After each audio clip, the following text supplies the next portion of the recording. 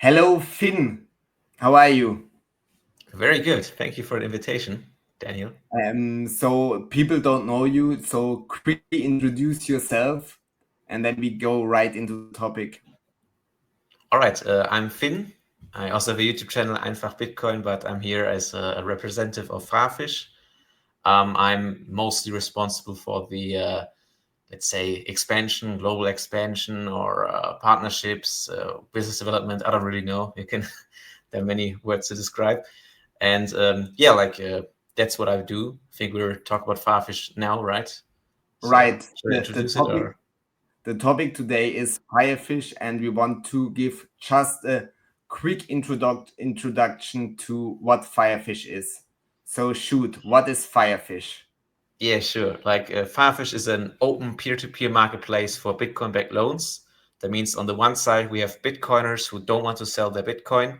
They want to keep their assets, but get fiat or stable coins to finance, to leverage their Bitcoin or to finance expenses or other investments.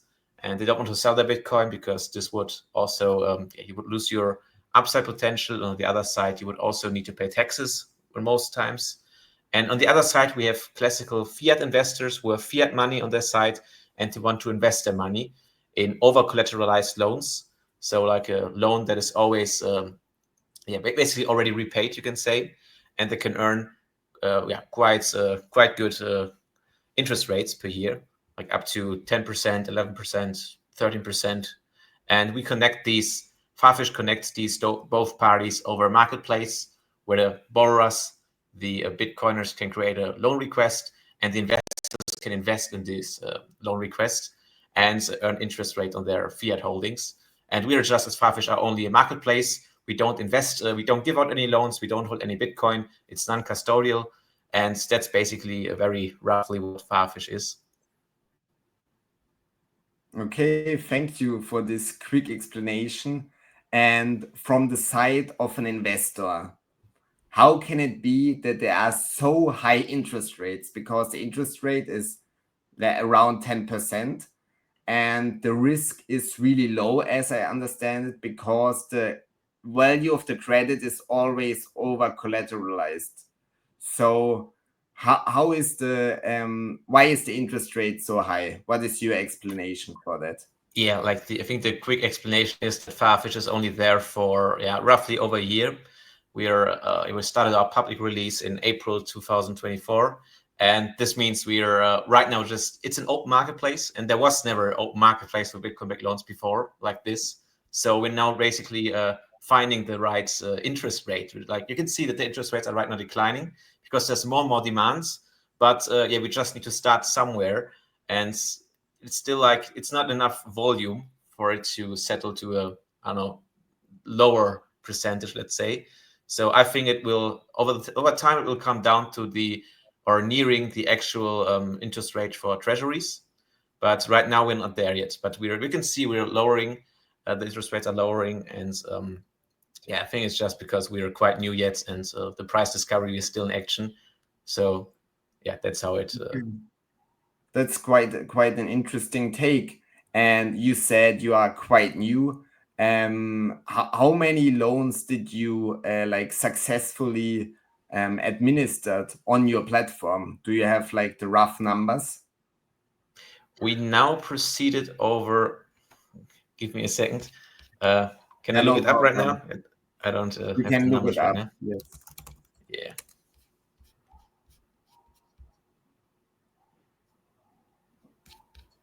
Okay. Currently, we processed values. I don't know the current number of the loans we did, but we have roughly over almost 20,000 users on the platform, and over $250 million in loans have already been transacted. So, Okay. and this is basically all after a little bit more after 1 year. So if you really look at the numbers in a graph, you can just see it's like a hockey stick. It's just going up like a J. So it's very cool. And it is correct that there was only one loan liquidated so far?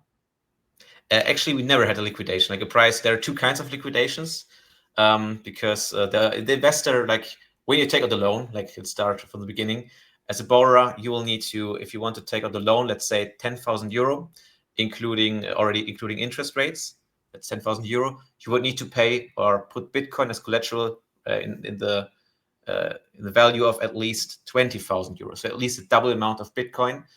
You can of course put much more in it as you want, because if the Bitcoin price, you just put 20,000 euro in Bitcoin in the loan, in the escrow, then if the Bitcoin price falls by 45%, you would be liquidated, price liquidated.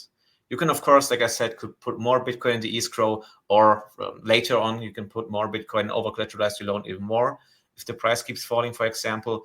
But yeah, this is like this liquidation, this price liquidation is there that the investor can always be repaid. So even, like I said, it's not, doesn't need to fall by 50%, but by 45%.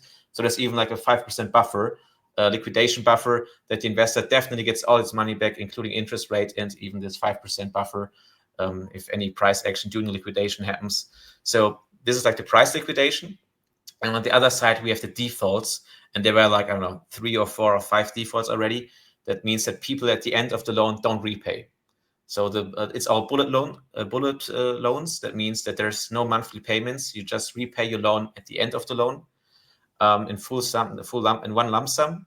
You can, of course, also request an early repayment every time. The investor then we need to accept it. But yeah, like we had a couple of defaults, and then it's the same thing. We liquidate you.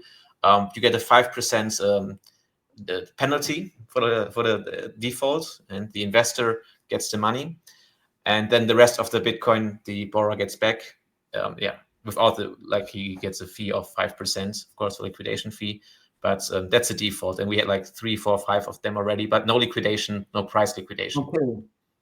So essentially, I summarize it. You had no price liquidation so far, but sometimes, or like 4 to 5 times, the borrower didn't pay back the fiat money plus interest, so their Bitcoin got liquidated, and there was no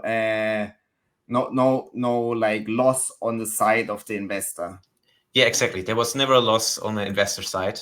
And that's also very unique, I would say. If you compare it to classical or traditional peer-to-peer loan platforms, they have like default rates of, I don't know, 60, 70% roughly. So like, because they're uncollateralized, there's nothing behind it. It's just a loan you give to someone and hope they repay. If they don't repay, there's only the legal way you can go and sue them to get your money back. But that's not with Firefish. It's basically a pawn shop. Like, you already give your Bitcoin there. The loan is basically already repaid as a borrower perspective. It's just if you actually repay your loan normally, you get more Bitcoin back as if you wouldn't. That's how you can see it. And yeah, that's a big difference. So we never had any investor losing money with Firefish. Yeah, so, and you can basically say it's a interest rate. You can earn interest without this classical default risk, because it's always collateralized. Yeah, it basically has zero credit risk, you can say. Yes. And loans are always over collateralized. And people often think that's too good to be true. So what kind of risk brings the platform Firefish with it? From the borrower side, it's very easy, because even if there were some other Bitcoin-backed loans platforms in past, like BlockFi or Celsius, where you could also take out the Bitcoin-backed loans, but they were centralized, like custodial. That means you as a Bitcoiner, you send your money to them, to the address, and they just have your Bitcoin, and you just need to pray and hope that they actually repay you the money. That's different with Firefish, because it's non-custodial. That means Firefish doesn't hold the Bitcoin. The Bitcoin is sitting, let's say, without getting too technical, they're just sitting in an escrow, like on the Bitcoin blockchain, just somewhere in codes, and they can only go to the borrower or the lender or the liquidation address. And so Firefish is basically just pressing a button and deciding who is right and who is wrong. And the Bitcoin then moves to A or B, and they can't go directly to us or anyone else. Like the ways the Bitcoin can go are already predefined, and that's the unique selling point, I would say. So we can't run away with your Bitcoin like these other platforms did. We can't gamble them away. There's no reapplication. Like we can't gamble with your Bitcoin. And this is basically, even if Firefish disappears completely.